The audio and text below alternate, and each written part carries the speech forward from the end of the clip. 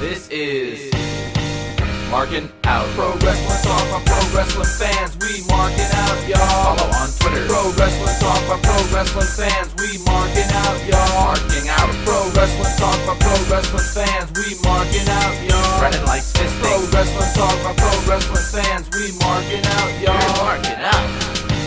Pro Wrestling Talk by Pro Wrestling fans. Welcome to Markin Out. Pro Wrestling Talk by Pro Wrestling fans. This is episode 744. Thanks for listening. Make sure you're checking us out at markinout.com.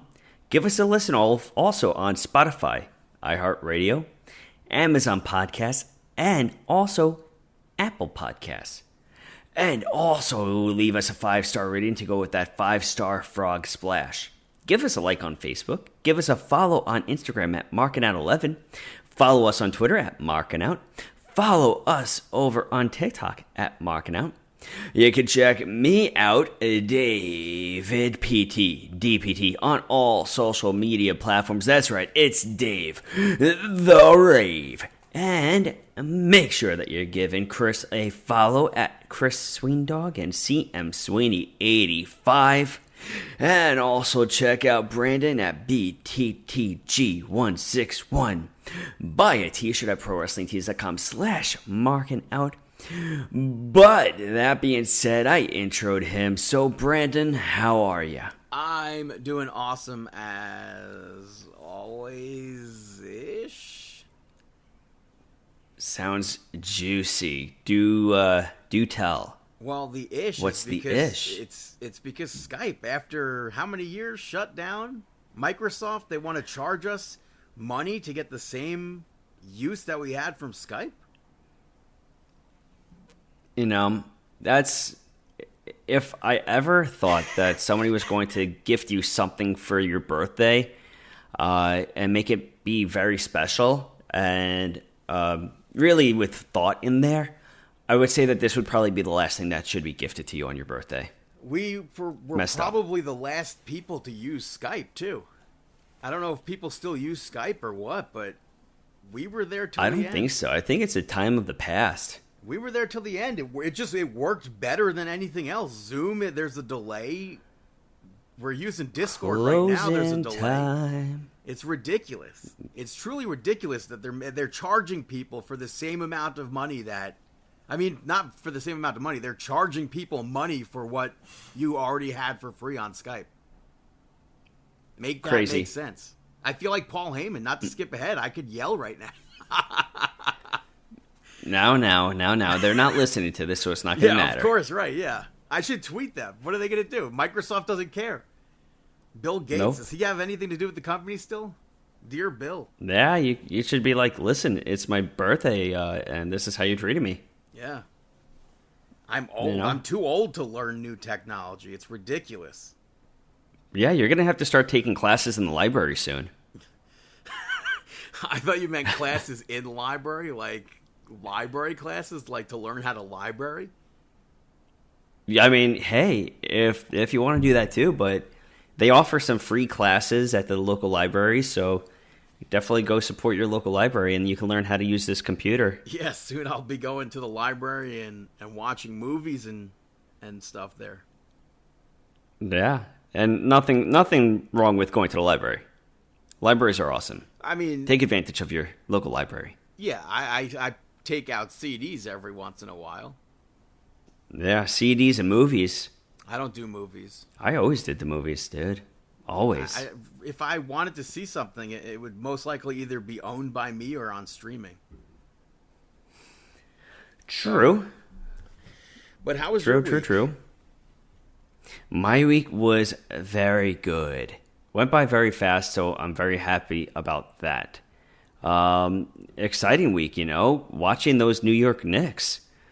Coming back from back-to-back games that they were down by 20 points at least, and coming back to win it. It's just incredible.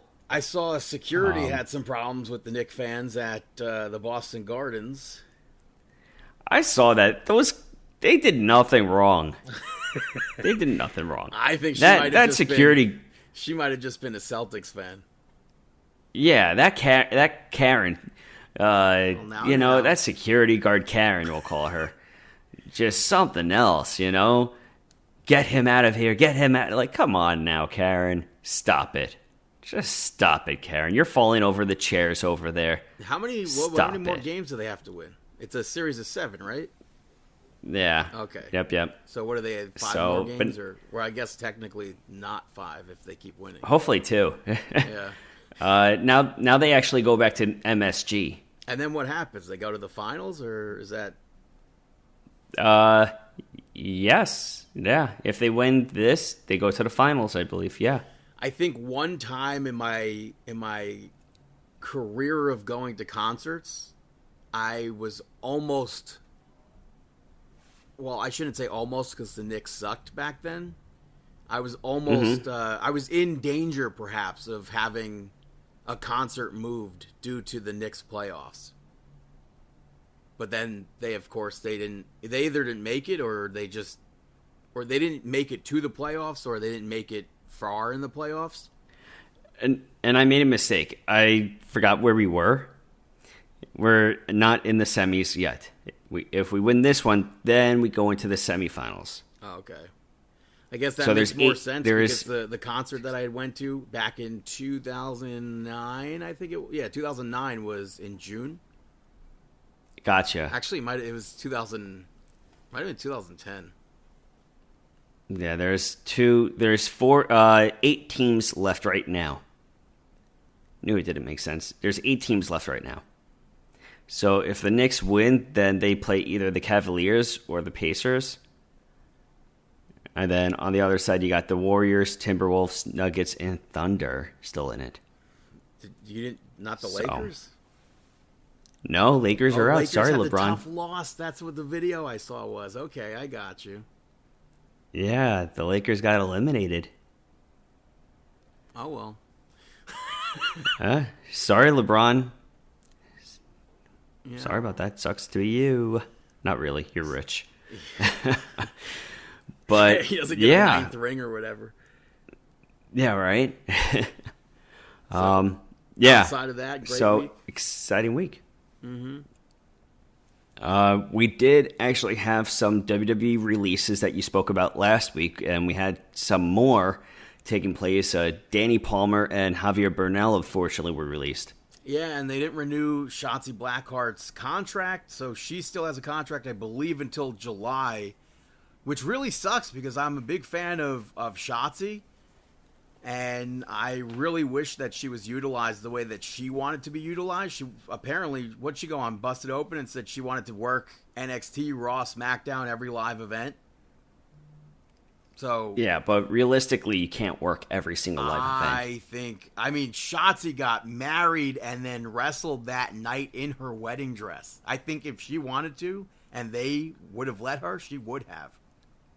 Yeah, but who's going to let her? I mean, you know, you have to have a draw factor to keep fans entertained for 3 days a week, week after week after week. I mean, you know, if Shotzi maybe went on a run like that, I think fans would get more invested.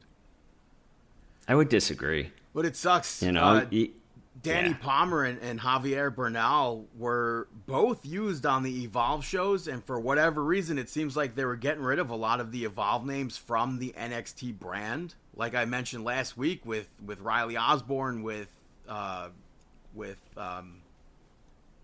Gallus. So that's unfortunate. Danny Palmer, she got injured. She tore her knee in her last match on Evolve a few weeks ago. And I was surprised to hear that because I watched that match against Callie Armstrong. You can't tell that she was even hurt. Yeah, it's very unfortunate. You know, you never want to see or hear about people getting released from their jobs and stuff like that. But also, on the other hand, this is a business. Me and you spoke about it. It's a business. Things like this are going to happen. It's nothing new. I mean, they have to do what they have to do at some point. And now she's retired from wrestling. I guess she kept getting injured, so that's very unfortunate. She was very fun to watch in the ring.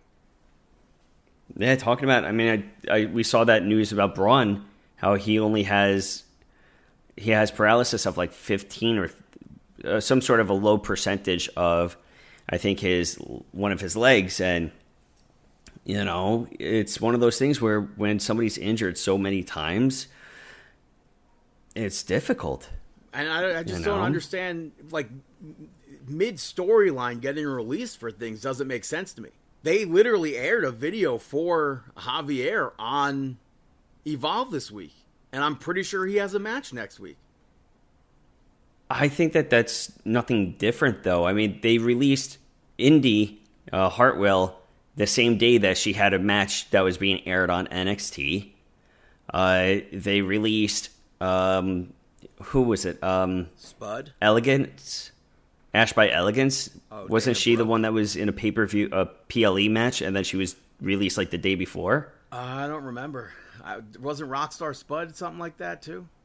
He was supposed to be on... No, well... Yeah, that's true. Yeah, same thing with him. But I think with Elegance, she had a legit title match where she was going. She was the number one contender. How are you referring to her by her TNA name? I don't know. Let's not jinx it. So yeah, like you were saying, like I said last week, it's unfortunate that we have these releases, but we still had Monday Night Raw. I'm just going to say before you continue that these people. Now's the time, whether they retire, they move on, they develop themselves further. Look at people like Drew McIntyre and so on and so forth, where they get released from WWE, but then like Matt Cardona, they get released, but then they really make a name for themselves outside of the WWE. And then over time, you never know what's going to happen. Sometimes it's very difficult to develop yourself. I think the two most successful releases from WWE might be McIntyre, who went on to win the WWE Championship, and I think Matt Cardona. I mean, you could toss in Cody Rhodes in there too. But Cody, I guess maybe he left on his own. But even I don't know. But even still, he made a huge name for himself after he was released. Yeah, that's the whole thing. Bet but on yourself. He left. He didn't get fired. Yeah, but even still, you now's the time where you got to do something with yourself if you want to. Matt Cardona put out a tweet, recycling his words from previously, where it's just pretty much going all in. Now it's time to either you're going to ride the coattails of your WWE name, or you're going to go create something brand new. And pretty much just very solid advice. So hopefully everybody does end up landing on their feet. Yeah. So moving over to Monday Night Raw, which kicked off with Jey Uso, who called Logan Paul out. Paul Heyman showed up instead. And Jey told Paul that he has a lot of nerve showing up after what he did to Roman Reigns and his family. And Heyman getting a lot of heat from the fans too. Yeah, and he said, I warned Roman and CM Punk about Paul Heyman, and Paul Heyman snaps back. He said he put CM Punk put him in such a position that it would sabotage his relationship with Roman, and Roman Reigns didn't trust Paul Heyman with him in CM Punk's corner. So even though he's the one that built up Roman Reigns to what he is today, he built up the bloodline to what it was and what it is today, they threw everything away. And Roman Reigns blew it by getting beat by Cody Rhodes last year. And Paul Heyman was super fired up in that promo. I thought everything that he was yelling about, I thought was so well done on his behalf. Yeah, I think that he made a lot of really great points when he was on that mic. And then Jey Uso asked what any of that has to do with him. And Paul was like, nothing. Absolutely nothing. It has nothing to do with you. But while you need to be champion, or while you want to be champion, Seth Rollins needs to be champion. And I'm out here on behalf of Seth Rollins to challenge you for that championship. You can pick where, you can pick when, And Jey Uso picked Monday Night Raw, and I text you, is he stupid? Yeah. And then never do that. Why? Yeah, later on, Paul Heyman told Seth Rollins that Jey Uso fell for it, and he laid out the plan to Braun Breaker. So we'll put a pin in that for the main event of Monday Night Raw. Mm-hmm. After that, the first match of the evening saw Penta pick up the victory over JD McDonough. Adam Jones from Tool now does the guitar part of Penta's theme song, so I thought that was a pretty cool addition to his... Not that I care about Tool or anything, it just makes it more, I guess, metal sounding. Yeah, it definitely sounds a lot more heavier now. And this match I thought was pretty good between both of them. Mm-hmm. You had Finn Balor. Yeah, it was a fun match. Finn Balor and Carlito got involved. Penta, which, again, can you stop with these freaking outside interference gimmicks? But Penta took both of them out. And then when Finn Balor got involved again, the referee caught him, tosses Judgment Day from ringside, and when that was happening, Chad freaking Gable showed up. And Gable holds on to Penta, but Penta takes him down. JD McDonough misses his moonsault. Penta hits that Mexican Destroyer, which I did not think was about to be the finish of the match. It was the finish of the match. And with all these distractions in the match, I wasn't expecting Chad Gable to be out there, but I should have expected Chad Gable to be out there. Yeah, for him to get involved some way within this matchup. Which, by the way, not that it has anything to do with Chad Gable, but El Grande Americano is now the Speed Champion. He beat Dragon Lee for that championship. Like, I think once everybody saw El Grande Americano was in that tournament, everyone knew that he was most likely taking that championship from Dragon Lee. Yeah. But later on... I think it was pretty obvious. Later on, JD McDonough was talking in the clubhouse. He was annoyed that Chad Gable was out there. And I think he, questioned... Did he question Dom about... Was that up to him? Did you know that was going to happen? And Dominic Mysterio basically said that he's going to be taking care of Penta at Backlash. And then AJ Styles walked in. And he's like, it doesn't matter who wins at Backlash. I'm coming for you. I'm coming for the winner of that match. I like how we called whatever his name is, Devitt, Balor. Oh, Finn called Balor. him Prince. What did he call him? Yeah, he called him Prince during that. Do you think that's gonna... People were speculating that we could see AJ Styles form a new group with Finn Balor. No. I don't see that. Would be What would interesting. yeah. Don't see it. After that, we saw Why, do Sheamus you? pick up the victory over Austin Theory. The setup for this match was, I guess it's hilarious also, but Grayson Waller had a match on Monday Night Raw, and he tried to talk Adam Pearce out of the match, and then talked Austin Theory into the match without Austin Theory knowing who the opponent was. Me and the entire internet thought it was going to be Jeff Cobb. But it turned out to be Sheamus. It was great to see Sheamus back. It's been quite some time. I think, I guess 4 months or so. Mm-hmm. I popped during this match when Austin Theory's he's getting beat down. He's in pain. He's asking Grayson Waller, why would you do this to me? I thought that was really funny. So, again, they continue to tease these little splits, maybe, perhaps, between A-Town Down Under. I don't want to see that at all. I mean, it seems like they're aiming for Waller to be full heel and Austin Theory potentially to be a face. Yeah, I mean, people are cheering Austin Theory. People are booing Grayson Waller, so. Yeah, it seems like they're going for that right now, especially with Austin Theory being a fanboy for Yeet. Yeah. But, yeah. After that, we had Becky Next Lynch up. come out, and like Jonathan Coachman, basically, she called Bayley garbage, and she called Lyra Valkyria recycling. That Coach comment, by the way, was quite... I like Coach, but I'll be the one person, if anything, paying to see Bayley wrestle. So, yeah, uncalled for. But as if his opinion matters. And too. I don't understand what he's watching to say Bayley's boring. Like, Damage Control was one of the biggest feuds or biggest things to come out. Of course, that was a few years ago at this point already, but whatever. But Lyra Valkyria came out.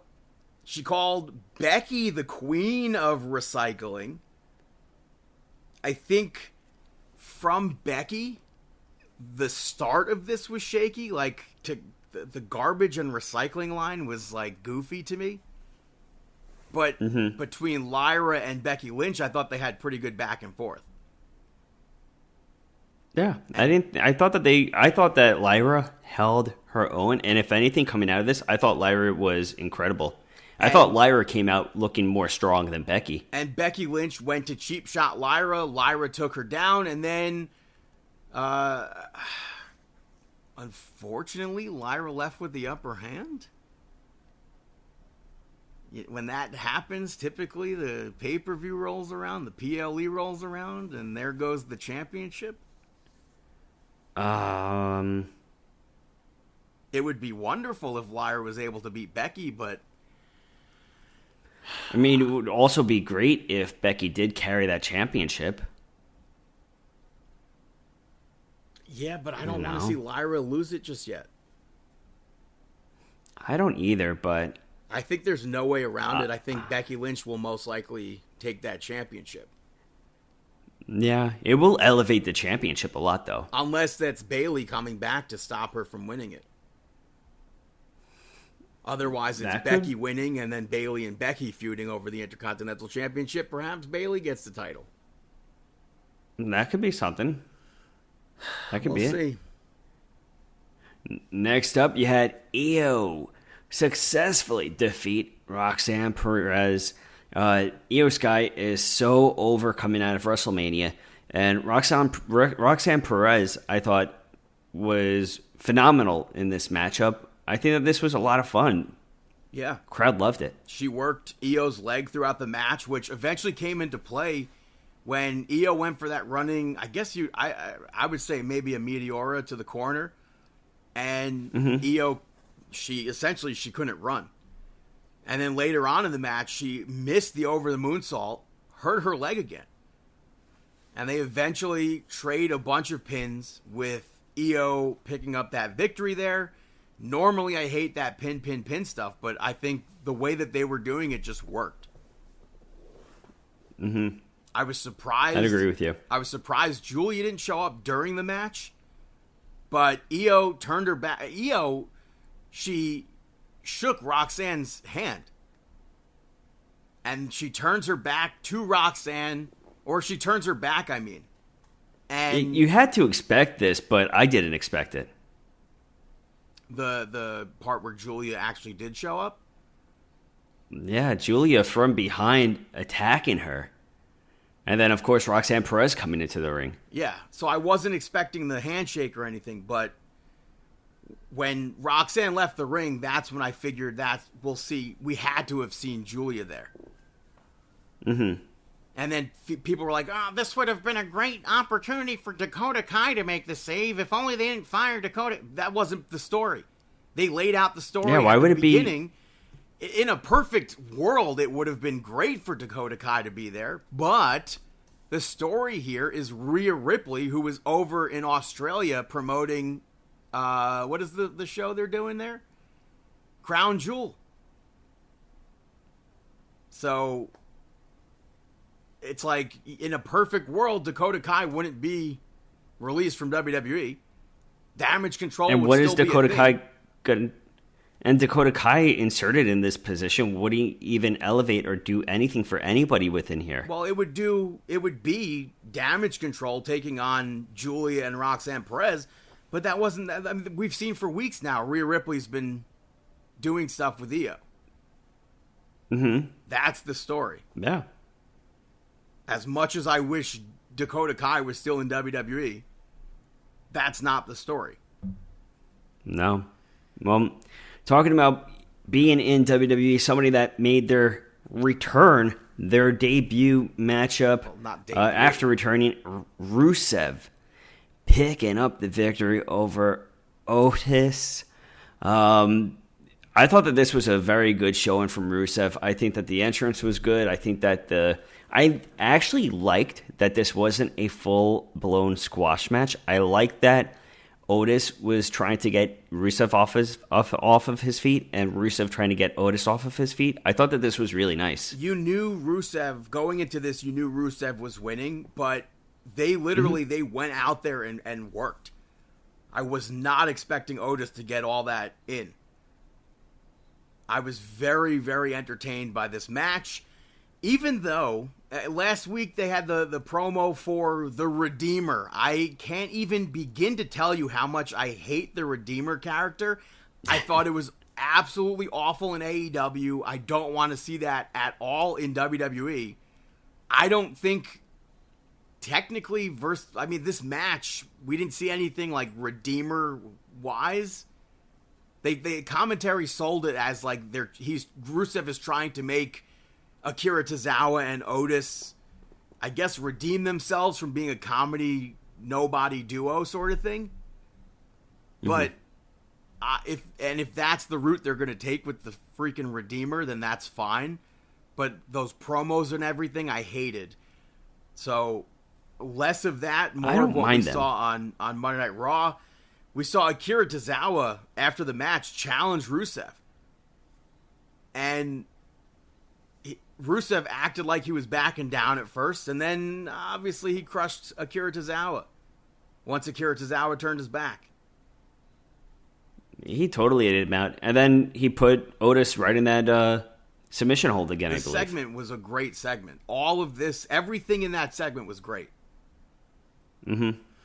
After that, you had Gunther and Pat McAfee. We had Pat. It felt like another sort of inspirational promo from him.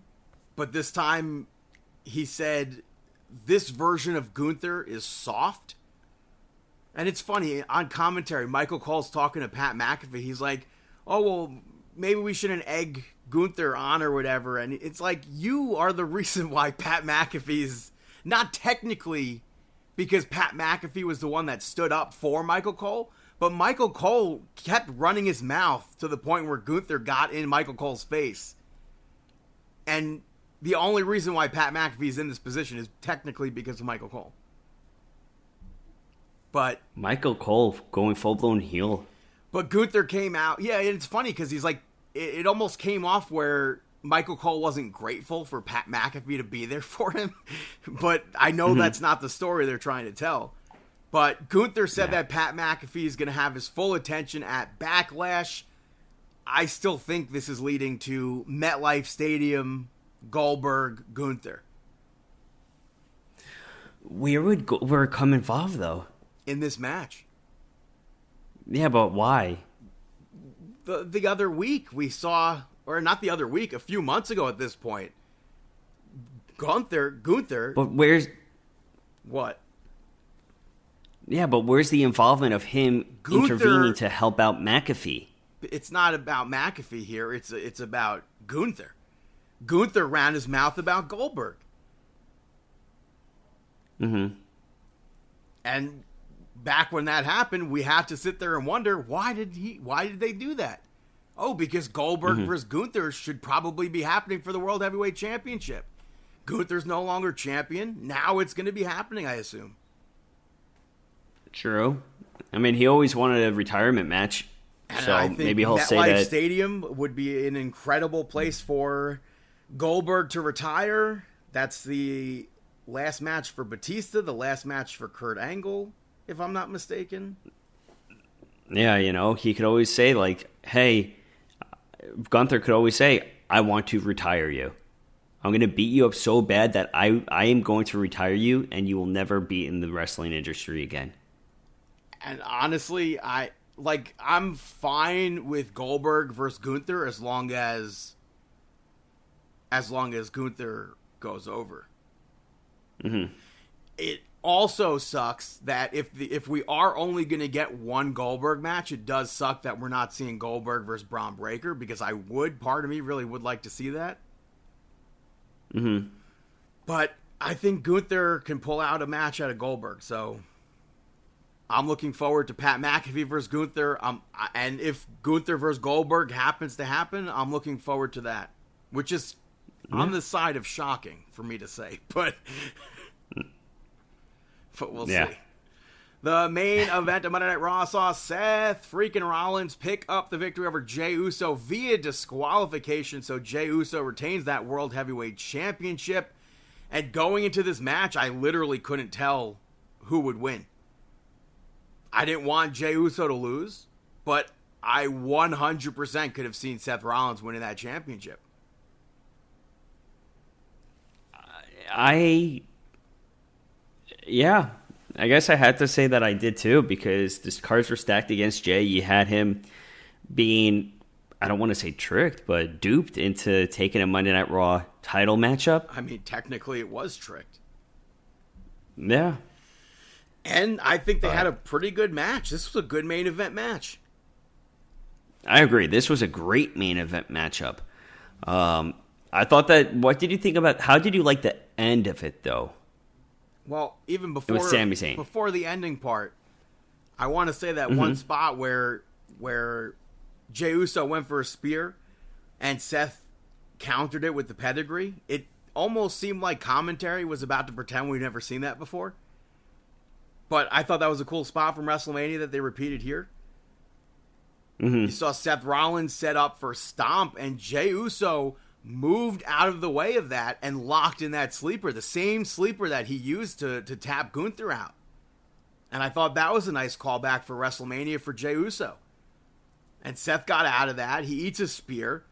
And then Seth Rollins rolled the referee at one point. So Braun Breaker could get involved there. And then from that distraction, Seth Rollins hit that superplex and the Falcon Arrow combo. He hits the stomp, which Jey kicked out of. They had a lot of good false finishes in this match. And then Sami Zayn showed up to brawl with Braun Breaker. And Jey hit Seth with that super kick. He hit the spear. He hit an Uso splash. And still, Seth Rollins kicked out. All those false finishes were very well done. Yeah, right at the end when he hit that splash and stuff, I thought for sure it was going to be it. And then Braun Breaker came back and he speared Sami Zayn. Paul Heyman distracted the referee, and Braun Breaker speared Jey Uso.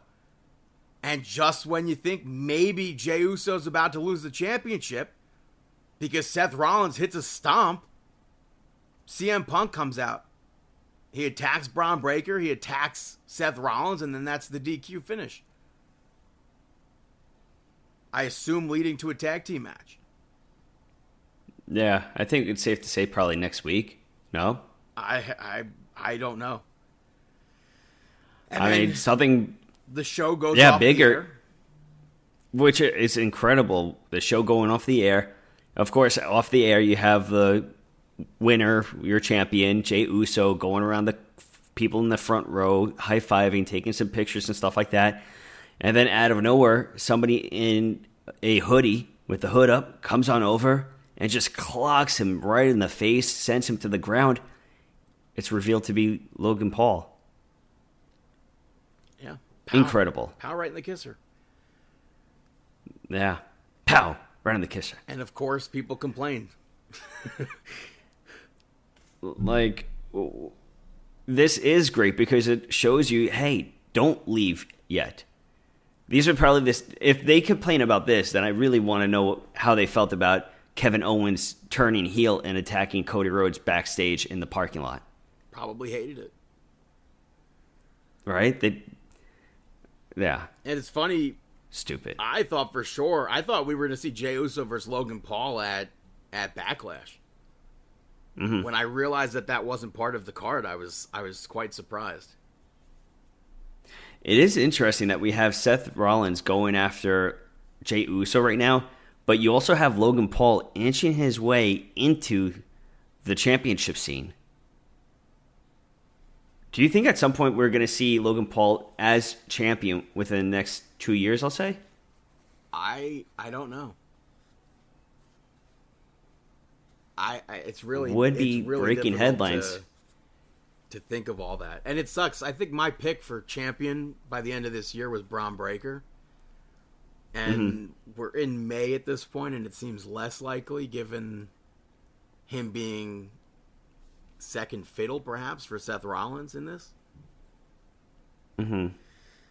So we'll see what happens with Monday Night Raw, but moving over to NXT, it kicked off with Dark State picking up the victory over Joe Hendry, the TNA Heavyweight Champion Joe Hendry, and the Tag Team Champions Hank and Tank.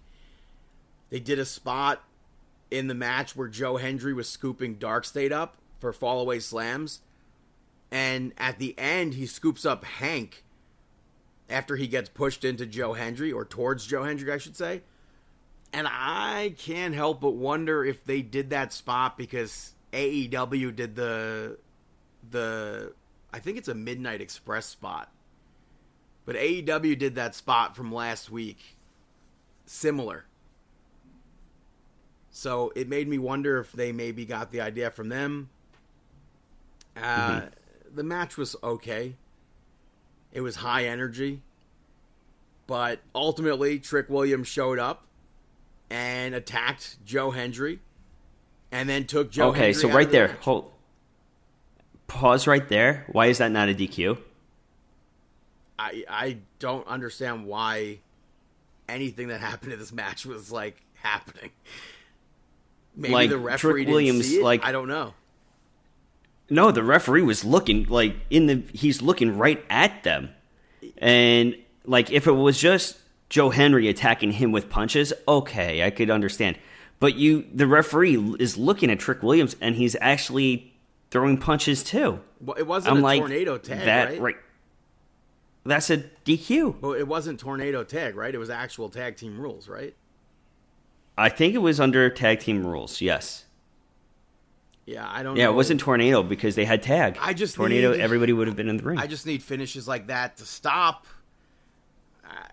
We'll put a pin in that for now. And that reminds me of things that need to stop, and thank goodness this specific thing is being put to a stop. What? What? It's about Obis with triple threats. Oh, yeah. Well, we'll put a pin in that. Thank goodness. After that, we had Zarya pick up the victory over Kalani Jordan. It was speed versus strength. I think this was a very well-worked match between the two of them. There was that weird spot I agree. outside the ring where Zarya pushed Kalani at one point, and Sol Ruka catches Kalani Jordan. What do you think that spot's about? I don't know what that... They did that similar with Zarya and Sol Ruka, but I don't understand what that spot is. They make it kind of... The way that they went about it, they make it seem as if it's a potential love interest angle. Which I don't understand if... I don't know if they're doing that or if Sol Ruka's just, not acting the right way for what they're needing. I don't know. But Zarya off that I got spot, nothing on that. Zarya speared Kalani Jordan through the barricade, which I fully expected Kalani Jordan to win this match, but Zarya got that win. And the only reason why... It's good to see Zarya pick up... Zarya being the powerhouse, it's good to see her pick up the victory, though, too. But the only reason why I thought she was about to lose was because Zarya stepped up last week and said, if you are going to challenge Sol Ruka or try to challenge her for that championship, you got to go through me first. Now, next week, we're going to see Zarya be like, oh, hey, by the way, one-on-one, give me my title shot or something. I have no idea. True. Talking about title shots... Next up was the number one contender Battle Royal. So many names in this Battle Royal. One person that I definitely want to bring up is Walk with Elijah. Yeah. Right, Brandon? It's Elijah. Yeah, you had NXT These fans represented, you had Evolve, you had LFG, you had TNA. And I popped big time for Elijah. Everyone... and it's not Elias. The crowd... It's darkened. The crowd is silent. Who is it? Guitar strum. The fans went nuts. Obviously, the fans know who that was. And then they chant, they were chanting "Walk with Elias," and you're like, then you get the memo. Yeah, come on. I get with liked the times. seeing Zachary Wentz, another TNA guy, going at it with Wes Lee. They continued their feud in this match. You had Josh Briggs and Inamura do moves together, and then Inamura accidentally eliminated Josh Briggs, and later on told Josh Briggs that he's going back to Japan. So that was super disappointing. Dude. I was a big fan of what they were doing with Inamura.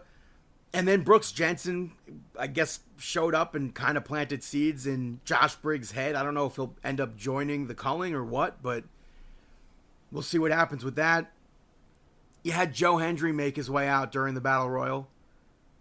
And Elijah, off of that distraction, tosses out Trick Williams. Trick was, I think, both of our picks to win this match. We said last week, nobody in this match, especially with Evolve and LFG guys, nobody in this match seemed like they were going to be potentially going up against Obafemi.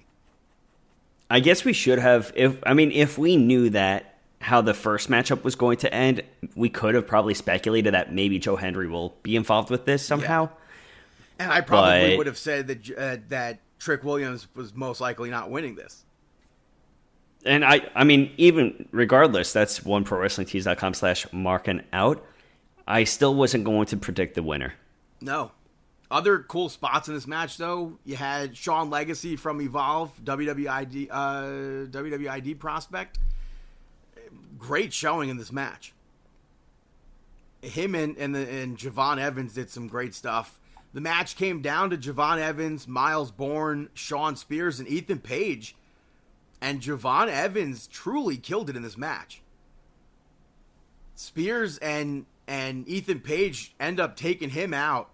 And then Sean Spears tried to eliminate Ethan Page. Like, they were working together, and then Sean tried to toss him out. Ethan Page saw it coming, tried to toss him out. And then Miles Bourne, no quarter catch crew, eliminates both of them. I would not have ever picked Miles Bourne to win this match, and I'm excited to see Miles Bourne versus Obafemi here. And I agree. I think that this is a big... Go on. I was going to say, this was a big showing for Miles Bourne, and he really he's grabbed my attention previously, especially because of his story, right? He's a pro wrestler who's deaf, and just to hear somebody overcoming obstacles within their personal legit shoot life to be where they're at, you definitely want to be supportive and watch them go all the way. But I was watching this and I was texting you, Miles Bourne reminds me of like a young Randy Orton. Even he has a great drop kick. I mean, Miles Bourne. Everybody says that. Randy Orton even acknowledges that. Yeah, that he has a great drop kick. And then later on, like Christian freaking Cage, Charlie Dempsey tried to take that opportunity away from Miles Bourne, which I thought was very interesting for them to do. I know Ren Sinclair was like super against that. I want them to use Ren Sinclair more. I want to see her wrestling. I mean, I think we're about to see Regal. I don't know. Get kicked out of there. But then Obafemi walked up, and then Miles got Oba, I guess technically was the one that was like, I'm not wrestling you, to Charlie Dempsey. And he got Obafemi to, I guess, accept a match against Charlie Dempsey next week, which Dempsey wasn't happy about. Yeah. Dempsey's like, what the hell are you doing? Yeah, Dempsey was just like, I'm gonna face you as number one contender, and he was just like, no, and I'm not even gonna. Oba was like, Femi was just like, I'm not even going to make it a triple threat. I'm done with triple threats. And hearing that was music to my ears, because how many times have I ranted about that? I am so happy that he said this is not going to be a triple threat. He's done with triple threat matches. And I thought that the way that Miles Bourne just spun it around, being like, you know what? You're not going to take my spot, but next week, you can go ahead and face him. Which I don't thought that was understand great. why. I guess technically because the title's not on the line, that's why Dempsey wouldn't want the match. Exactly. I mean, yeah, title's not on the line, but also it's Obafemi. He's a beast, Right. even though he was just stepping up to exactly. be, He wanted that title shot, so you would have had to have faced Obafemi regardless of that. Yeah, Now you have don't a the title very shot. valid. You have a very valid point. B to the G. After that, you had Very Ava valid. speak to Joe Hendry, telling him that everything between him and Trick has to stop. So she spoke to Santino. They're setting up a match for Battleground for that TNA championship. When is that? Is that this weekend? Battleground, you literally just asked me this, like, I could even tell you. You asked me this about 47 minutes ago. It's the end of May 25th, I think. End of May. Okay. Yeah. For some reason, I thought that it was a TNA event that he was defending it on. No, it's NXT Battleground. For the first time ever, the TNA championship will be defended. What a crazy time. After that, we saw Jada Parker pick up the victory over Carmen Petrovich, which stemmed from an earlier backstage segment.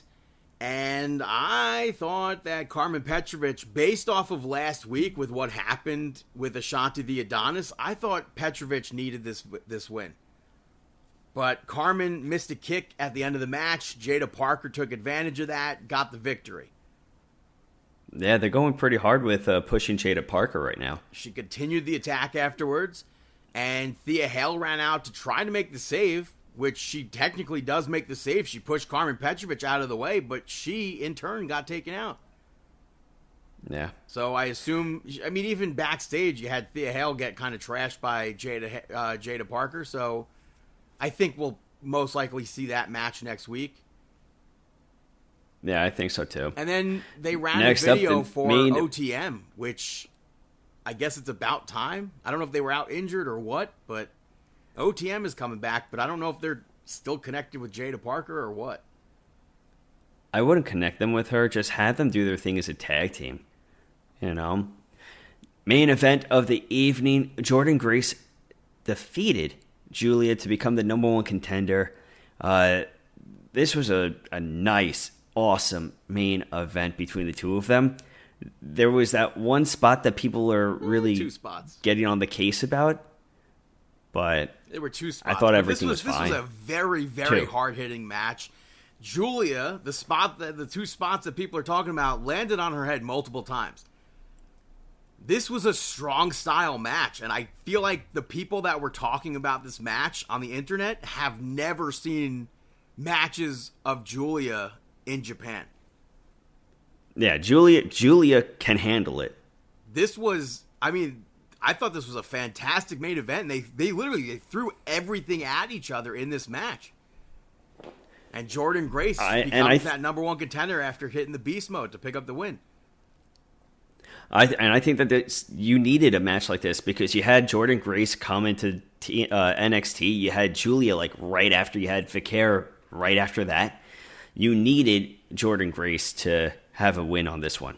And it's such a dominant win, such a dominant match. This match, these people, these freaks on the internet, watch other wrestling and see what you think. Like they wouldn't be able to handle it. They wouldn't. So that's NXT. Moving over to SmackDown. It opened up with Damian Priest and LA Knight picking up the victory over the Bloodline.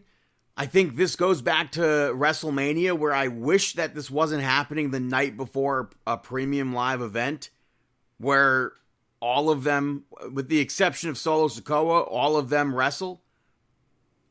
But once Damian Priest and LA Knight had some trouble together, and then all the way to the aftermath of this match, I enjoyed it.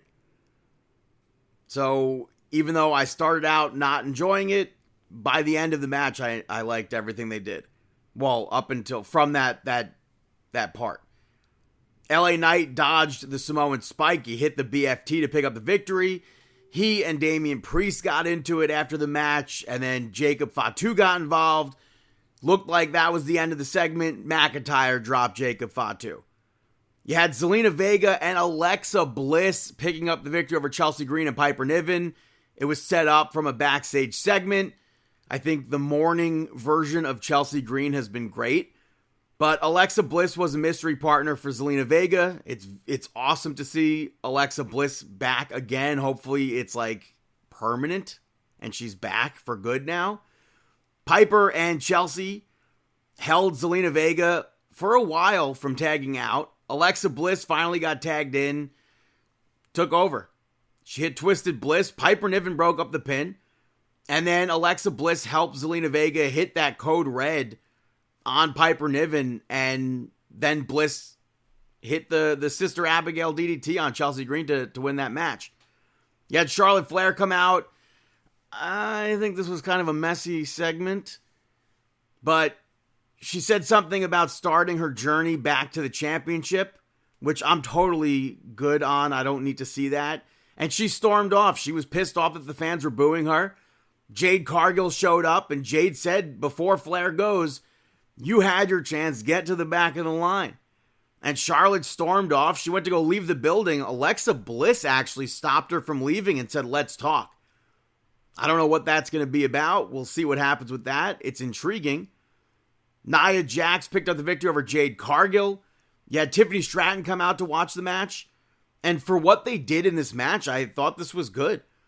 Jade reversing that stretch muffler by climbing up Nia Jax, I thought was nice. And she basically had the upper hand a lot, but Naomi ran in and attacked Tiffany Stratton. That distracted Jade Cargill, and Nia Jax was able to knock her down, hit the Annihilator, and pick up the victory. After that, we had the Street Profits come out. They spoke about the TLC match. They were banged up, obviously. And then Fraxium showed up and said that before they left NXT, Shawn Michaels gave them advice: when they see an opportunity, take it. And they saw the Street Profits were out there. They thought maybe the titles would look good on them. And laid out a challenge, which Montez Ford's playing it up like, you think you deserve a shot after 3 weeks on the main roster? Almost like, get out of here. And Nick Aldis showed up and said Fraxium hasn't proven themselves yet for a championship shot, but they can do it in a match against the Street Profits. And then Fraxium actually picked up the win over the Street Profits. And this match was fire.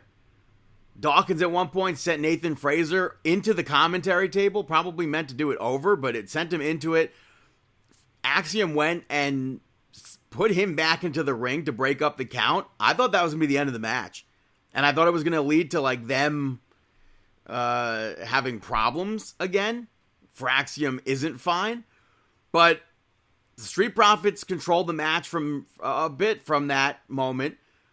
And eventually he finally got tagged out. Axiom took over the match. Street Profits gained control again. Fraxium actually won that match. They hit that. Montez Ford hit that or missed the frog splash. And then Fraxium hit that diving dropkick leg sweep combo to pick up the victory. And then later on, Motor City Machine Gun spoke to Fraxium. DIY showed up and attacked both teams. And DIY said, how dare you take advantage of the Street Profits when they're injured? Who would do that? Which, I mean, hello, DIY would do that. So I thought that was funny to tie that in. You had Aleister Black pick up the victory over Carmelo Hayes. The video that they aired earlier in the night with Aleister Black, I keep wanting to say Malachi Black. That's going to take me forever to stop saying. But Aleister Black, that video was great. Miz also hyped Carmelo Hayes up before the match, and he used the 10th Wonder of the World moniker again, so I'm happy they're sticking with that. And Miz said that if Carmelo sticks to his plan, he'll get the victory. The match, honestly, was kind of slow from what I was expecting, and they fought outside the ring a bit, and I'm happy to see Carmelo Hayes last as long as he did in this. And he loses not because of himself, really. Aleister Black set up for the Black Mass. Miz got involved, and Carmelo Hayes then accidentally knocks the Miz off the apron. And Aleister Black rolled Carmelo Hayes up to get that victory. And then Miz almost immediately ate a black mass. I thought that was great. Earlier in the night, Santos Escobar met up with Fenix, and Fenix was like, I have nothing to talk to you about. And Escobar's like, who said anything about talking? Los Garza jumped Fenix. Andrade showed up to check on him. That led to a tag team match later on. You had Fenix and Andrade pick up the victory over Los Garza. We've heard them mention past championships on television, but to actually see the AAA titles in a graphic for Fenix, I thought was really crazy. But this was a fun match. I think Los Garza are so smooth in the ring, so I'm glad that we're getting to see them more and more. It did get a bit chaotic, and I lost track of who was legal, so I could have done without that part of the match. I also could have done without Escobar getting involved as a distraction spot. We saw it in, 2 other matches? So, and AEW just did that so much. I just said recently, like, AEW stopped doing it, and WWE started doing it in almost every single freaking match. AEW brought it back. But you had Andrade win the match with the message. Escobar looked like he was beyond fed up with Los Garza. And after the match, he yelled at them, more specifically, I guess, Humberto. And Humberto slapped his arm down and stormed off. He walked away. And Angel's left there apologizing. So, to close SmackDown, you had John Cena come out. The gist was you have to choose between him and you have to choose between Randy Orton at Backlash. Our childhood dies. Cena ran through hustle, loyalty, and respect, and how he is those things, and Orton isn't. Orton showed up, so we thought, I guess, and went for an RKO. Cena hits him with an attitude adjustment, and he's posing with the championship, and then Randy Orton actually does show up and drops John Cena with the RKO. Earlier, somebody threw a bottle at Cena. So you could say the heel character's not working. Maybe it's working. And I thought some of this was hokey, but overall, I thought this was a decent promo from John Cena. I don't need to be sold on Randy Orton versus John Cena. That's already been set up. But that was SmackDown. Going to do some predictions for WWE Backlash taking place St. Louis, Missouri. Enterprise Center? Is that a rental car place? Yes. It's a venue that Honky Tonks wrestling at? What's going on here? We got some matches. I assume these are all the matches announced. We have a singles match, Pat McAfee versus Gunther. That's a difficult one to call. I'm going to go Gunther. I feel like Gunther has to lose in order to set up Goldberg versus Gunther. So my whole basis of Gunther versus Goldberg happening is this match, the outcome of this with Pat McAfee due to Goldberg winning the match. Okay, I'm switching it. I'm saying Gunther wins, but have Goldberg situated in the first row maybe. And Gunther he picks up his victory, but then after the match, he's just relentless and beats down Pat McAfee even more. He tosses in that chokehold, and then who comes out to make the save from Gunther stopping the chokehold? It's Goldberg. Even though it's nothing like No Way Out with Eddie Guerrero winning the WWE Championship, I feel like we could get one of those moments where maybe there's a ref knocked out and Bill Goldberg comes up and spears Gunther and Pat McAfee hits his moonsault or whatever and wins the match. All right.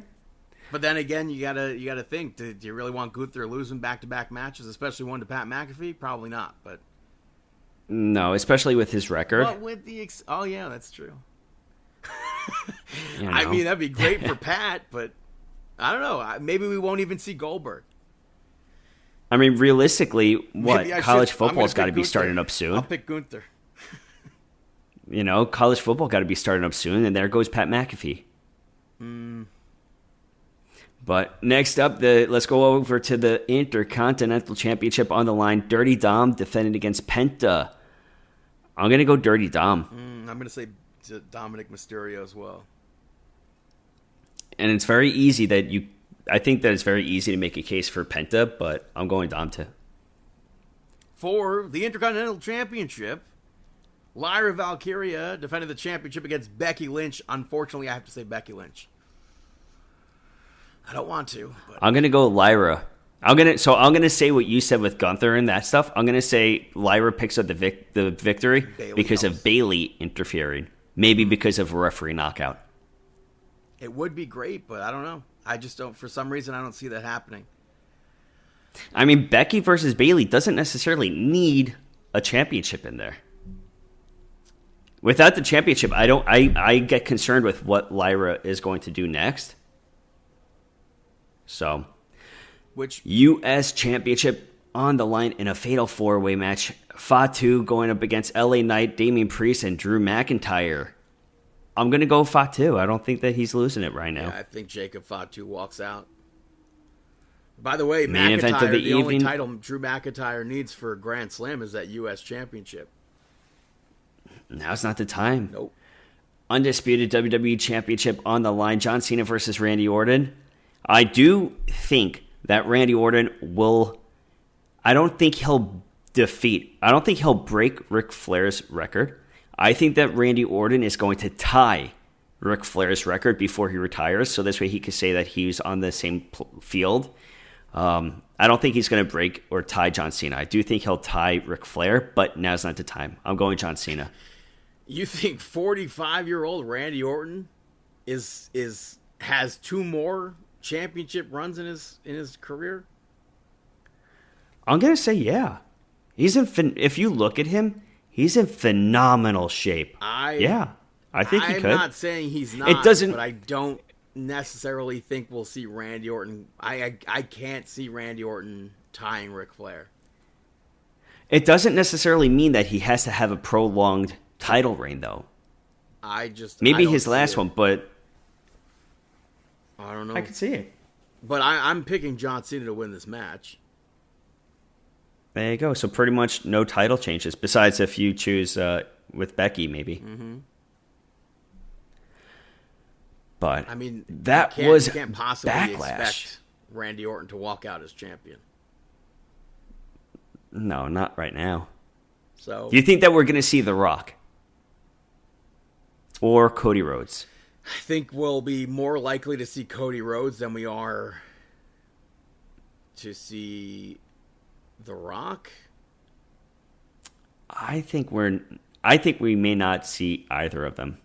But if we do see Cody Rhodes and that somehow leads to like a DQ ending where John Cena, or maybe that's like a thing where Cody Rhodes shows up, attacks John Cena, the referee tries to DQ him or something, and John Cena says no, or Randy Orton says no, something happens.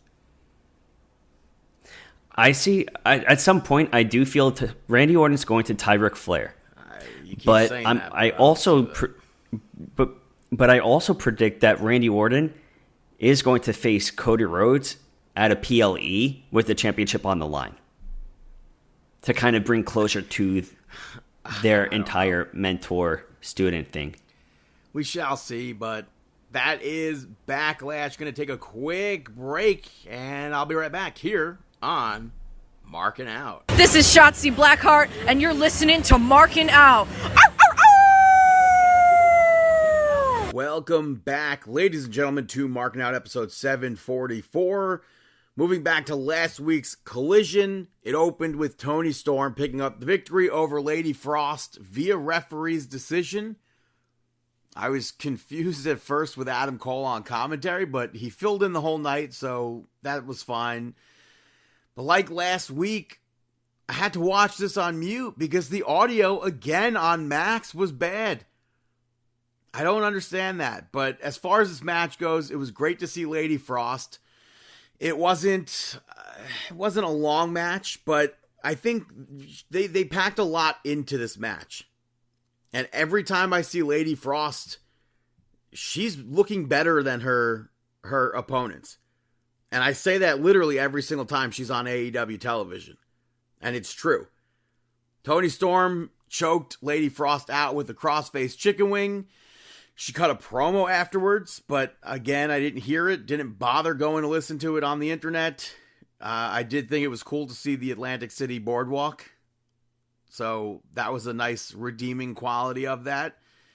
Sammy Guevara picked up the victory over AR Fox, Kevin Knight, and Roosh in a $100,000 prize high-speed collision match. If you don't see a problem with all of this, then I truly don't know what to say.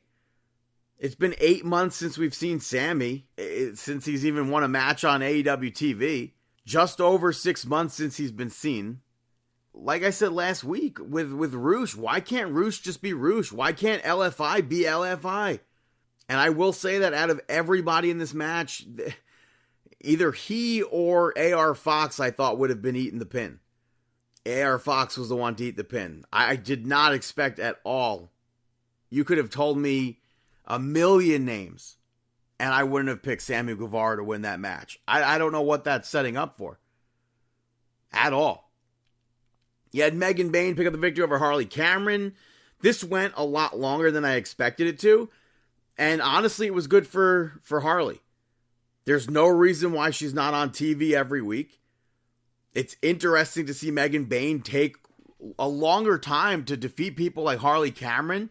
She's able to squash two people at once, but people like Harley Cameron, Thunder Rosa, Toni Storm I get because she was champion. But I don't know. I feel like she should be squashing people sooner. And I would really like to see Harley Cameron be pushed. I hated the stuff with Anna Jay. I fully expected to see her show up, but you had Megan Bayne F5 Harley Cameron afterwards. And then she picked her up and teased another one. Anna Jay ran out. Penelope Ford warned Megan Bayne, and she just stood there. Penelope Ford rushed out of the ring, and Megan Bayne, she doesn't think anything of it? Or did she not hear or see Penelope Ford literally like Scooby-Doo get out of the ring? And then Anna Jay finally gets in the ring. She has to pick up a 2x4 that she brought out and hits Megan Bayne with it. She shouldn't have had any time to do any of that. Megan Bayne no-sold it, and then Anna Jay swung at Megan Bayne again. Bayne took it away.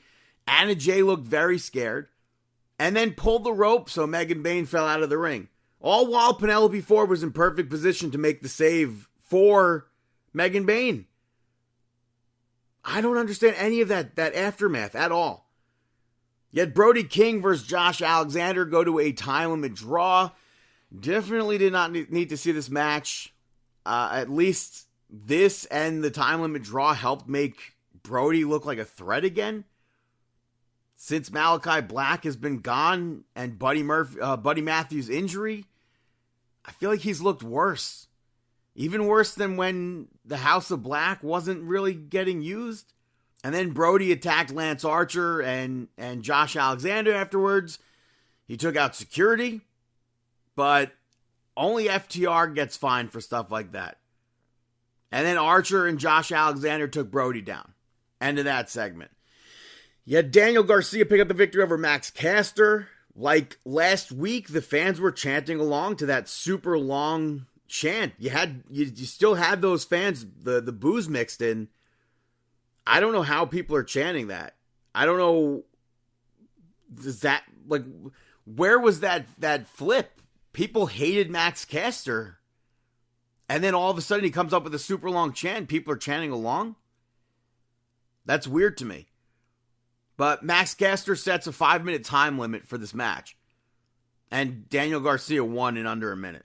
Anthony Bowen's finally back on television. I wouldn't have put it after a Max Caster match. But he was interrupted by Blake Christian and Lee Johnson. It set up a meaningless match for Anthony Bowens. Like when he faced Blake Christian. Lee Johnson's even worse though. Because his last TV win in AEW was tagging with Cody Rhodes in September 2021. It's 2025. And before that, it was another tag match with Cody back in February 2021. And then on the next Collision, Anthony Bowens beat Lee Johnson. And I think Anthony Bowens needs to be winning matches, but he needs to be winning matches against people who are also winning matches. What does it do for him? Oh, it gets him a win. This isn't AEW Dark. He's 3-0 in singles competition. It's not AEW Dark. You can't just have a win to have a win. Him beating somebody who never ever wins 4 years? What does that do? That's nothing. That's garbage. That's lazy booking. That's very lazy. After the match, Blake Christian tried to swing on Billy. Billy took him out. Anthony Bowens cut a pretty good promo after the match, and I thought he would be done with the scissors thing, but they did scissor. Moving back to Collision from last week, Gates Agony picked up the victory over Goldie and Ray Jazz. Some of those matches really seemed like they were booked the day of. They randomly brawled with the Learning Tree backstage after that. Last time I checked, both teams were heels, so I didn't know what was going on with that. Fast forward to Collision from this week. They called them out. They brawled. They both went through tables. All 4 members went through tables off the stage. You had FTR pick up the victory over Paragon in a 2 out of 3 falls match. And I said the other week that I enjoy their matches together. But why did this keep happening? In February, we saw Paragon face FTR and Daniel Garcia. Then we saw Kyle O'Reilly and Roddy face FTR in the beginning of March, the middle of March, and then the end of April. All while not establishing Paragon as Paragon. I don't understand what the end game of, after this, I don't think we're going to see this again. They had a promo this week that sets them up to face another team. So I don't think we'll see that again. But I don't understand. If you don't establish Paragon, they should have been established before this. That's what I'm trying to say.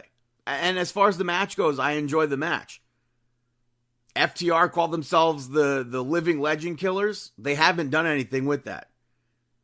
The first fall of this match annoyed me because Cash was holding Dax's arm so he couldn't tap. And I feel like where Dax's arms were, that maybe should have been a rope break. But Roddy broke that up. Dax had to tap. The spot with the chops in the chair was probably my favorite part of Collision. I don't know how that chair broke, but Kyle O'Reilly doing that dropkick off the apron I thought was dope. FTR tied it up after Cash pushed Kyle O'Reilly out of the way. And that sets up a shatter machine. Kyle O'Reilly had Dax pinned. Stokely and Cash got Dax's leg up on the rope. So even though the bell rang, the referee waved it off. And a bit after that, FTR hit another shatter machine to pick up the victory there. Daniel Garcia came out with a crowbar. And he said that he can't beat them with the crowbar because he has too much love for them. But he challenged one of them to a match for Collision, and I'll put a pin in that. Fast forward, AEW Dynamite, Adam Page came out and he spoke about his history with Swerve and how he did things that he doesn't know how people could forgive him for. He spoke about the Owen Hart tournament, and Will Ospreay came out. He brought up a favorite moment of his with the Dark Order, and that was literally all I could think about. Where the hell's the Dark Order been? I'll put a pin in that too, because it's been months since we've seen them. But Will Ospreay said that he's not losing at Double or Nothing. The Don Callis family showed up and called Will Ospreay stupid. They called Hangman mental. And then Will Ospreay challenged 2 of them to fight. Hangman looked like he wanted nothing to do with it, but they were obviously going to do that. And I feel like they just did this storyline. Although Kenny was very more open to tagging with Will Ospreay and vice versa, I feel like they just did this storyline with Will Ospreay, with the Don Callis family. Toni Storm picked up the victory over Penelope Ford, Thunder Rosa, and Anna Jay in an eliminator match. This goes back to them being lazy. Because this could have just been a triple threat match to become number 1 contender, and then they have an actual number 1 contender. Why not just have a number 1 contender? Anna Jay and Penelope Ford went right at one another, which continued their feud. Megan Bayne eventually got involved, and since there's no DQ, she was able to do all this stuff in the match. She took Toni Storm out. She took Thunder Rosa out. Anna Jay stepped up to her, but she got put down. Harley Cameron ran out. Megan Bayne and her brawled to the back. Toni Storm eventually choked Penelope Ford out to win the match. I think the women deserve better. They have so many women in that division that don't get used, and then you come up with such lazy booking stuff like this. And then on Collision, Toni Storm cuts this promo. It's all innuendo. I don't think it was funny. I don't think it was clever. They aired a return vignette for Sky Blue, and then I found out that she's in another eliminator match like this with Toni Storm. She's been off TV since July, I think. Comes back and she has to be in an eliminator match. Fatal 4-way, lazy booking. Ridiculous. The Hurt Business came out. MVP finally addressed them being tag team champions. Asked who's going to step up. Conveniently, right before this, you had Cruz step out ringside. They sat ringside. Top Flight showed up to accept the challenge. MJF showed up and attacked both of them. And they had me fooled for a split second. I thought we were going to get challengers for the tag titles. But unfortunately, the tag team championships are a storyline with MJF. And not even for the titles. It's just MJF courting the Hurt Business. And Lashley said that he'll have an answer for MJF next week. You had Nick Wayne pick up the victory over Rhino, making his AEW debut to retain the Ring of Honor TV Championship. Realistically, this should have been a gore and a 3 count. You had Kip Sabian and Christian get involved. Rhino was still able to hit Nick Wayne with the spine buster, but Nick hit one of the worst kill switches on Rhino to pick up that victory.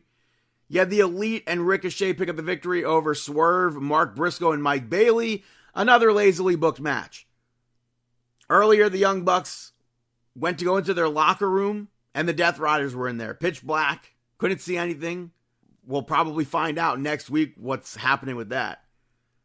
Swerve, though, hunting the Young Bucks, all he did was stand there. He didn't do anything in this match that makes me think Swerve is hunting the Young Bucks. I don't care about this feud. This was like any other Young Bucks match that you could have pictured. Like copy and paste. On Collision, Ricochet picked up the victory over Angelico. What does this do for anyone? More lazy booking. The last time Angelico won on AEW TV was 2020. This should have been Ricochet's running move 3 count. And then Ricochet cut a promo afterwards. Zach Gowen's ringside for this. He's booing. He looked like a combination of Joe Hendry and Kevin Nash and the Punisher. I've not seen Zach Gowen in quite some time, so it was cool to see him. And then Ricochet took his freaking leg. He attacked security. He tried to cut somebody's hair. Couldn't do it. Zach Gowen made that save, and that's when he took the leg. And that sets up Ricochet versus Zach Gowen for next week. So that should be cool. Yeah, Jamie Hayter interviewed, and I did not believe a single word that she was saying. Mercedes Moné showed up to attack her. They immediately cut away to the commentators. Finally, Mercedes Moné and Jamie Hayter brawled out to the ringside area. And Mercedes ran off, then attacked Jamie Hayter from behind. This has me thinking Jamie Hayter's winning the Owen Hart tournament. I would rather see Mercedes Moné at this point win. If it's not Chris Statlander, I would rather see Mercedes win it. You had Okada pick up the victory over Kevin Knight. Roosh had warned Kevin Knight earlier and then attacked him during his entrance. Speedball came out to fight Dralistico off. No sign of Black Taurus. And then Knight went in. And to me, this match made Okada look extremely weak. Because Kevin Knight was just brutally attacked by Roosh to the point where commentators are questioning How could he be in this match? And then Okada, they went on to have a pretty lengthy match here. So Okada looked very weak. He attacked Kevin Knight after the match. Speedball ran back out. Okada left. On Collision, Speedball beat Dralistico. As a solo act, Dralistico desperately needs victories. Something. You knew he wasn't winning this match, though. And then Roos showed up afterwards. Still no Black Taurus. Main event of Dynamite saw Samoa Joe pick up the victory over Claudio. This was a very boring match. And I thought about turning this off. And considering that it's Samoa Joe and Claudio, that's very surprising. Samoa Joe, at one point, he just stood there while Claudio ran the ropes. And he finally stands up. It was like a video game to get clotheslined. It was very, very boring. The Death Riders came out afterwards. Hobbs ran down with the chair. He hit Claudio with it. And then Joe suplexed Claudio ribs first onto the chair. I feel like we've seen this happen before too. On Collision, this week we saw the Don Callis family pick up the victory over the Outrunners, Bandito, and AR Fox. What are they doing to build up Bandito here? AR Fox never gets any wins. The Outrunners haven't won since March. Like Ricochet and Angelico, this match should have been the easiest victory for the Don Callis family. And them taking as long as they did to make this win makes them look bad. If you take all the storyline stuff out, the match was entertaining. But once you add the TV element into it, the storyline stuff into it, it's just bad. And then later on, the Don Callis family beat the Dark Order. I was freaking shocked to see that they were wrestling on Collision. Alex Reynolds, Evil Uno, 6 months. This is what the other matches on Collision should have been. It wasn't a long match. It was pretty short. They didn't get much offense in. The Don Callis family looked like they could be feared. This is what those matches should be. When you don't win matches and you're not used on TV, that win does nothing for you. You had Chris Statlander pick up the victory over Willow Nightingale. Chris Statlander tried to talk to Willow again, and Willow said, if you want to talk to me, meet me in the ring. Just have more women's matches like this. And do them more often and have more than one in a night. It can be done. The women's division is so deep, and it feels like months go by before we see somebody on TV again. The downside of this match was that we saw Wheeler Yuta show up, distract the referee. Marina Shafir attacked Willow from behind. Chris Statlander had no idea what happened. She got the victory off of that. Have more matches like Chris Statlander and Willow Nightingale because they were phenomenal. And then the main event, I think Dax Harwood picked up the victory over Daniel Garcia via DQ, or it was just a no contest. Dax got busted open, which felt unnecessary. Stokely and Cash got involved multiple times. Matt Menard got involved. They fought in the crowd. And then Dax knocked the headset back off of Nigel. And Nigel went face to face with Dax. He put his headset back on. He's like, I'm retired. I'm a commentator.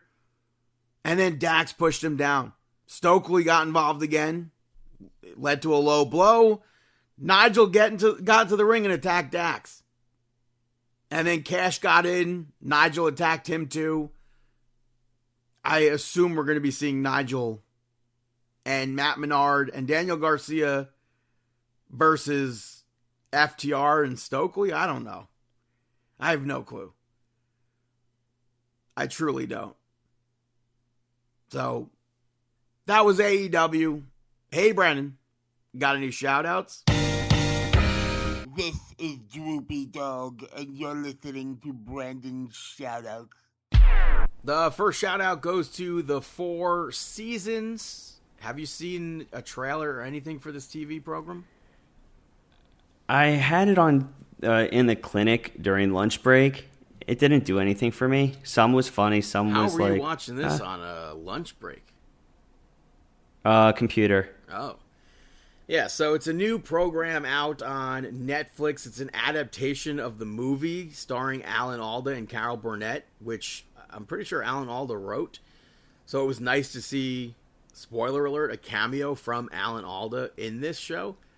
But it's about... Oh, can't believe you did that. It's a group of friends, and one couple splits up, and then it goes through the different seasons with their friends group.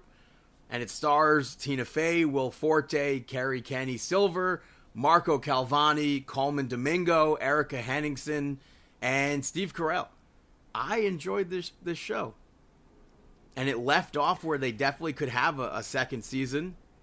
If you like dysfunctional comedy, then I don't see how you wouldn't enjoy this show. Mm-hmm. How much of it did you watch? Episode 3. What do you mean episode 3? Up until I think we got 3. Yeah, I think we got through to episode 3. I thought you just randomly started with episode 3. Yes, we started at episode 3. And you didn't find anything funny? There were a few funny parts, but I think maybe I just wasn't paying much attention to it. No, that's probably why. Every time you don't pay attention, yeah, I wasn't to paying something, much you say attention it to it. I mean, I don't think that it sucked. Hey, you said I don't think it sucked. You said it wasn't good. You did the same thing with White Lotus. It's not my thing. I liked White Lotus more than this. That's surprising. But my next shout out. Okay, I'll finish it. I do like that actress who's in Reno 911. Mm-hmm. Well, my next shout out goes to Another Simple Favor. Have you seen the trailer for this? You had to have seen the trailer for this. I was about to say, I don't think I know this one. It's literally all over the place, the trailer. But the first movie came out in 2018, and I had kind of been meaning to watch it forever. And I finally, with all the trailers going around for the movie, I finally watched the first one, and I really enjoyed that. That's on Netflix for now. It's leaving Netflix soon. But Anna Kendrick and Blake Lively star in the films. They're dark comedy thrillers. I think the first one is definitely better, but I still enjoyed this movie, and I hope there's a third movie. They left that off as well, that it could, very much so lead into a third film. So if they do that, I would very much so enjoy it. And I don't even want to give away the plots to either of the films, because it's, so many, twists and turns, but... Like I said, they're dark comedy thrillers. If you like those type of movies, go in not knowing anything and just watch it all unfold. This one is out on Amazon Prime. I can't believe it took me that long to see the first movie. There you go. Check that out. Last week, I spoke about the Connor series finale.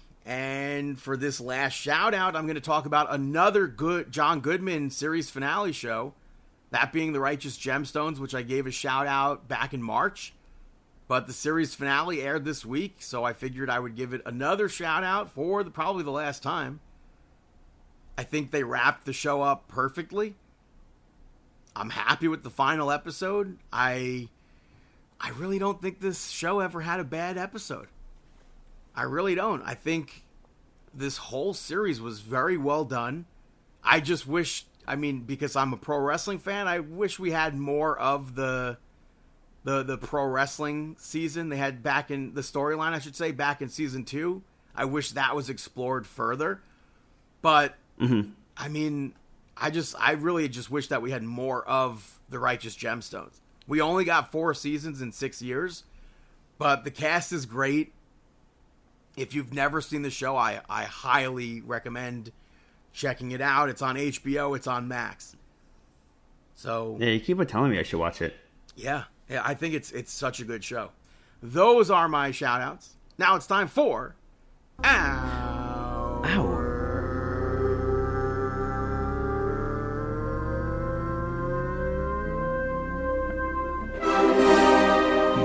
Out Moment of the Week.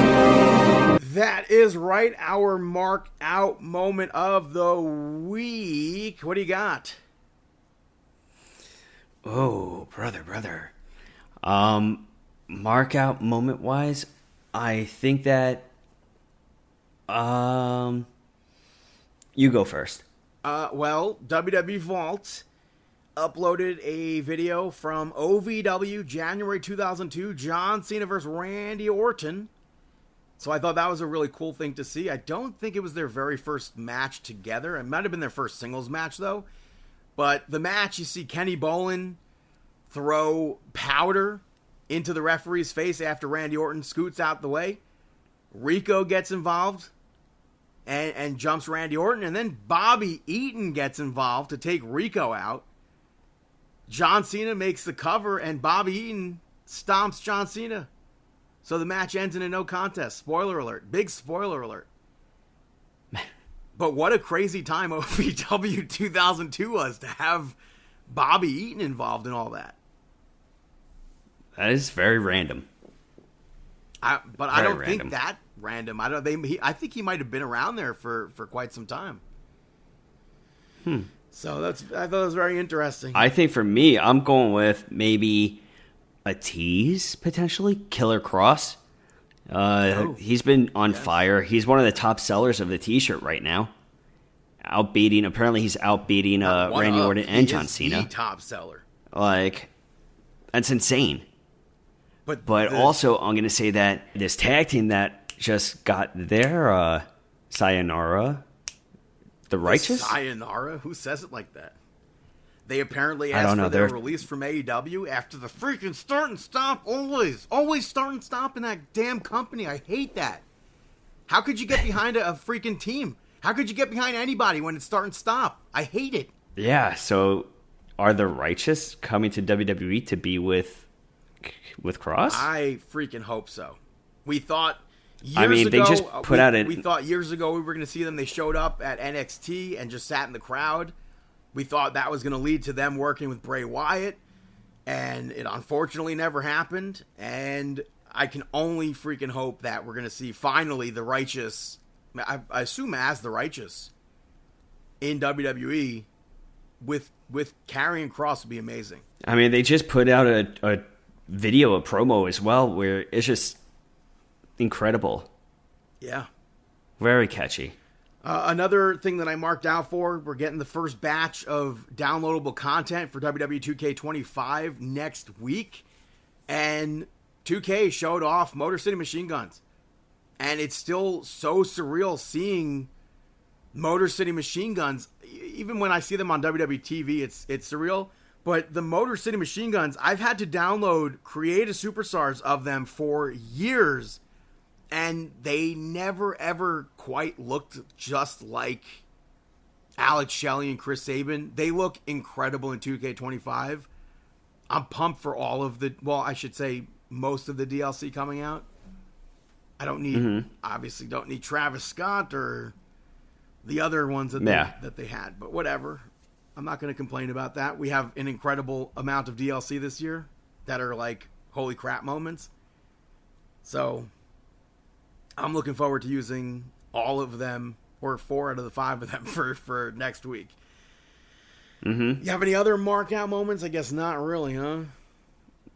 No, take it home, brother. That was episode 744, Markin Out. Thank you so much for tuning in. You could follow us on Twitter at Markin Out at BTTG161, Chris Sweendog, CM Sweeney 85, David PTDBT, Facebook.com/MarkinOut, YouTube and Instagram, MarkinOut11, ProWrestlingTees.com/MarkinOut, at MarkinOut on TikTok. You can listen, rate, review, subscribe, Apple Podcasts, Amazon Podcasts, Spotify Podcasts, iHeartRadio, MarkinOut.com, YouTube, and we wish you the